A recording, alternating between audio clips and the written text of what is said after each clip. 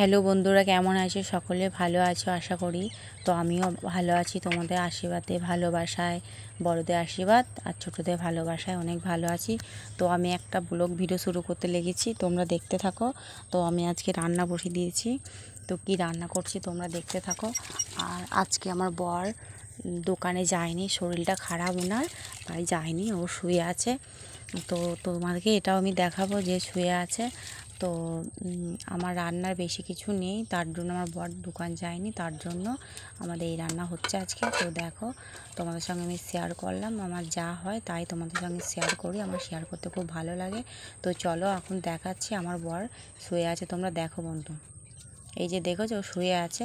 তো আমার এখন ভাত হয়ে গেছে, এই দেখো কুকারে করেছি সিটিতে, এই দেখো হয়ে গেছে ভাত। তো আমি রেডি করে নিয়েছি ভাত, এবার ঢেলে দেবো, ঢেলে দেওয়া হয়ে গেছে। তো দেখো আমার মেয়ে ছেলে, আমার মেয়ে বর আমি খেতে বসেছি, আমার ছেলে তখন স্কুল গেছে, তো এখনও বাড়ি আসেনি।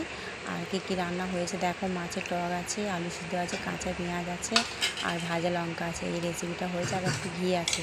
তো আমার একটু গরম গরম ভাতে ভালো লাগে, তোমাদের কার কার ভালো লাগে তো জানাবে। তো আজকে 2 তারিখ, আজকে আমাদের এই রেসিপিটা হয়েছে। তো শুধু আমার বর কেননা যেতে পারেনি দোকানে, তার জন্য এই হয়েছে, এই আজকে হয়েছে। তো ভিডিওটা কেমন লাগলো কমেন্টে জানাবে বন্ধুরা।